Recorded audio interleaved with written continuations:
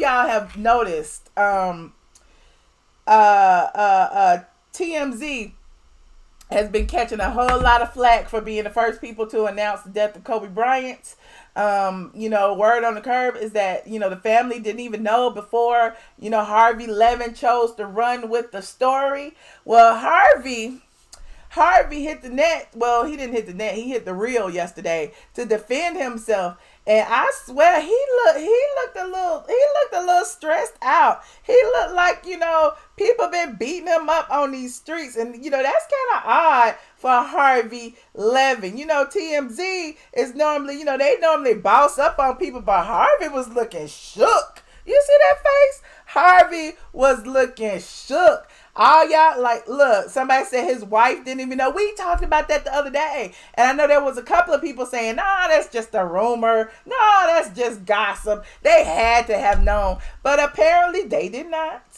Apparently the family did not know. But Harvey seems, he went live. Well, he didn't go live, but he called into the reel yesterday to tell his side of the story. And I wanted to go ahead and play a little clip of that, so y'all can hear Harvey explain being the first to confirm Kobe Bryant's, the whole situation, the helicopter accident. Hold on. That this had happened, and then we were on the phone with various people from Kobe's camp for an hour. Oops. So, all I can say is this, that, when somebody of that magnitude dies so tragically, this becomes a worldwide massive story. And when you look at the way these things come down, I mean, when you think about it, when there's a plane crash, when you think about it, the media immediately says, flight so-and-so going from Los Angeles to New York, and they're basically telling 300 families, knowing that their relatives were on the plane, because it's a news event.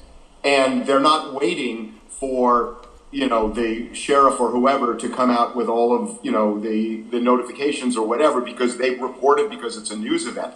This, in our judgment, was such a big news event that once we got, and by the way, we got it confirmed by Kobe's people. Let me look. He said that 3 times. We got it confirmed by Kobe's people. He said in the beginning, we were on the phone for an hour with Kobe's people. Who was Kobe's people? Is Kobe's people going to come forward and say that we told Harvey Levin before we even told his wife? Are Kobe's people going to come forward and let us know who they are? Because TMZ is never going to reveal their sources. Never, ever. Unlike some blogs, TMZ, they will never do that. Let me continue to listen. Hold on.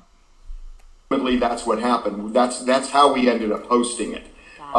Because the original source, I wanted more, and we got it confirmed by Kobe's people. So look, I think it's a fair discussion, but I do think it's interesting that when you look at it, that, the rest of the media immediately reported the story.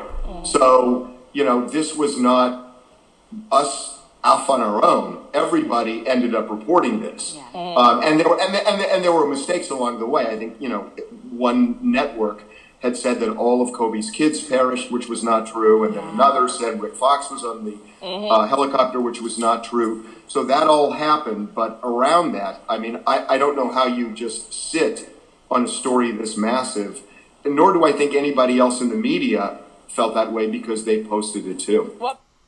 Well, that's Harvey's story, and he's sticking to it. Harvey said he spoke with Kobe's people an hour before they reported it. So basically he was like, we already knew. We held it for an hour, and we wasn't gonna hold it any longer than that because it was a big news story, and other outlets was gonna report it. If we didn't report it, somebody else was gonna report it. So why not let TMZ be the first? I don't know. It is what it is. You said, was it confirmed by his wife, who was, by the way, his next of kin? No one else matters. Exactly, Boss Bray. But they said it was Kobe's people.